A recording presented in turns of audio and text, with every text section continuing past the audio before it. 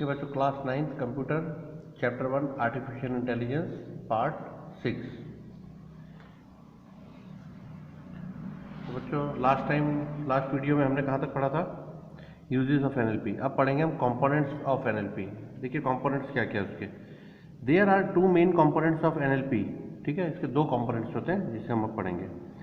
Natural language understanding NLU involves the following step. It maps the input given in the natural language into useful representation. ठीक है, वो क्या करता है, हम जो उसे इनपुट देते हैं, ठीक है, उससे यूजफुल प्रेजेंटेशन करके हमें आउटपुट देता है। It also analysis different aspects of the language. वो दूसरी भाषाएं भी उसमें जानता है वो, ठीक है ना, कोई भी लैंग्वेज डाल सकते हैं उसमें। Natural language generation. NLG is the process of producing meaningful phrase and sentence in the form of natural language from some internal representation. NLG has following steps. देखिए टेक्स्ट प्लानिंग कैसे होता है। It includes retrieving the relevant content from the knowledge base. देखिए सबसे पहले वो क्या करता है, टेक्स्ट प्लान करता है, ठीक है ना, उसके नॉलेज के हिसाब से उसमें जो इनपुट दिया गया है, जो डेटा डाला गया है, ठीक है, हम जो भी बोलते हैं या वो लिखते हैं, सबसे पहले वो टेक्स्ट प्लानिंग करता है कि किस वर्ड से क्या टेक्स्ट बन रहा है। Then sentence planning. It includes choosing the required words, forming meaningful phrase and setting the tone of the sentence. देखिए इसके बाद क्या करेगा, वो सेंटेंसेस को प्लान करेगा कि अलग अलग वर्ड्स को इकट्ठा करके उसका मतलब क्या निकल रहा है, राइट, और उसका टोन क्या है। जैसे हम टोन बोलते हैं ना, जैसे हम कोई चीज़ बोलते हैं तो उसको अलग अलग टोन में बोलते हैं, ठीक है ना, तो वो भी उसको समझना बहुत ज़रूरी है कि कोई किसी को बोल रहा है तो गुस्से में बोल रहा है या अलग किसी वे में बोल रहा है, तो ये भी उसको प्लानिंग करना पड़ता है कि सेंटेंस प्लानिंग। तो टेक्स्ट को पहले टेक्स्ट प्लानिंग करता है, टेक्स्ट के बाद उसको सबको जोड़ के वो सेंटेंस प्लानिंग करता है कि ये क्या बोलना चाहते हैं, ठीक है, sentence planning. Then text realisation. It is mapping of sentence plan with the sentence structure. इसके बाद वो क्या करेगा, सेंटेंस का स्ट्रक्चर बनाएगा, ठीक है ना, कि आप क्या बोल रहे हैं, तब वो हमें आउटपुट देगा। Okay, steps involve in NLP। देखिए क्या क्या स्टेप्स इसमें इन्वॉल्व है। NLP consider a crucial branch of AI as understanding human language is quite a difficult task. There are majorly 5 steps involve in NLP। देखिए NLP में 5 steps involve है। Lexical analysis. It is the process of identifying and analysing the structure of words. The lexicon of a language means the collection of words and phrase that language. Lexical analysis is basically the process of dividing the entire text into paragraph, sentence और words. देखिए lexical मतलब क्या हुआ कि language समझना उसको, ठीक है ना, वो जो हम उसको लैंग्वेज बोल रहे हैं उसको समझना बहुत जरूरी है। सबसे पहले उसके सारे वर्ड्स डाले जाते हैं, जैसे इंग्लिश है, इंग्लिश के सारे वर्ड्स उसमें डेटा बना के डाले जाएंगे ताकि वो वर्ड्स को मिला के सेंटेंस बना सके और हम क्या पूछ रहे हैं वो समझ सके, ठीक है, पूरा सेंटेंस बना सके। हिंदी है तो हिंदी का भी सारा डेटा उसके अंदर डाला जाएगा ताकि हिंदी में भी वो सब क्या वर्ड्स डाले जाएंगे, वर्ड्स को मिला के वो सेंटेंस बनाएगा और सेंटेंस बना के वो मीनिंग ढूंढेगा उसका, उसके हिसाब से जो मीनिंग होगा। आप खुद देखिए ना, गूगल सर्च पे आप कुछ सर्च करते हैं तो लिखा रहता है डिड यू मीन।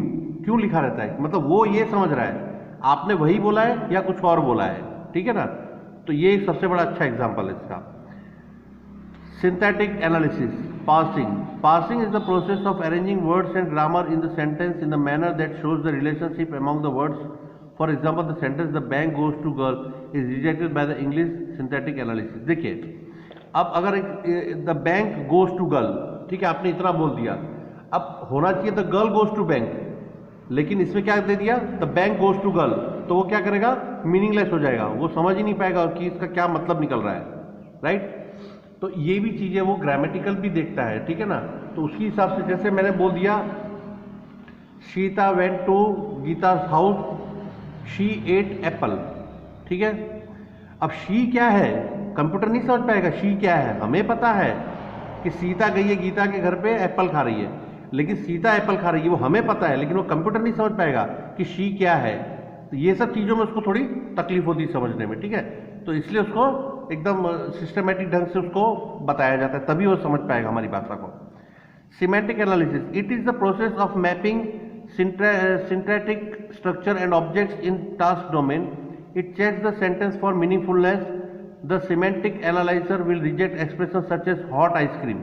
अब देखिए आपने उसको बोल दिया कि हॉट आइसक्रीम, मतलब हॉट आइसक्रीम, हम भाई एक लैंग्वेज में ये भी बोल सकते हैं कि हॉट आइसक्रीम मतलब सबसे बढ़िया आइसक्रीम, लेकिन हॉट आइसक्रीम अगर उसको बोल देंगे तो वो गर्म आइसक्रीम, तो वो क्या करेगा, हॉट और आइस दोनों को मिक्स कर देगा, गर्म या ठंडा, तो वो कंफ्यूज हो जाएगा, ठीक है, तो वो एनालाइज नहीं कर पाएगा हम क्या बोल रहे हैं।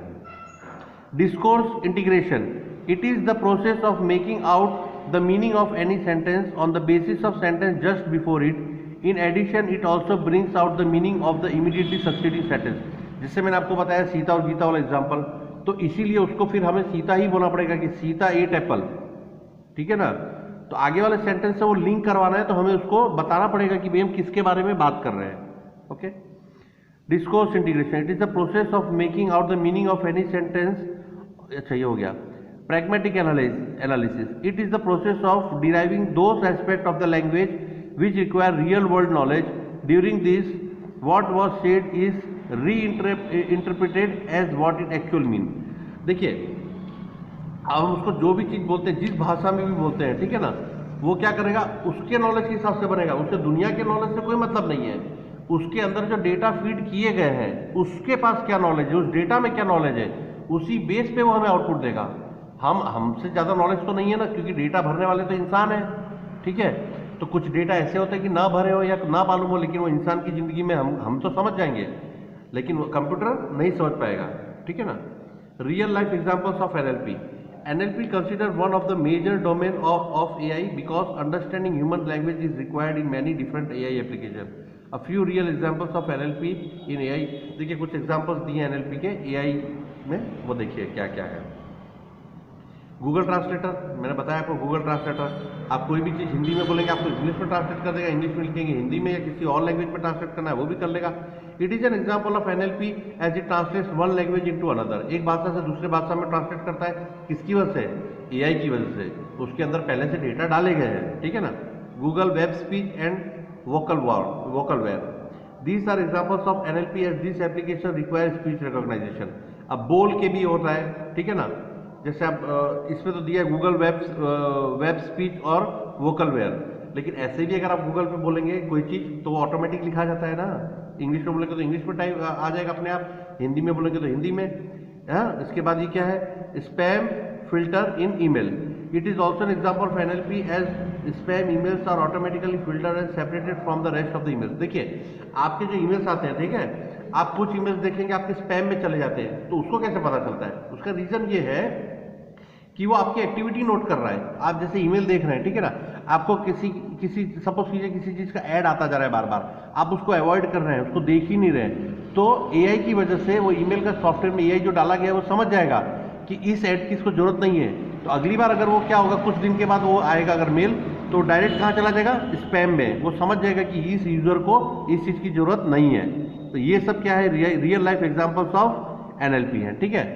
ओके, बाकी का नेक्स्ट वीडियो में आगे पढ़ाऊंगा। Thank you.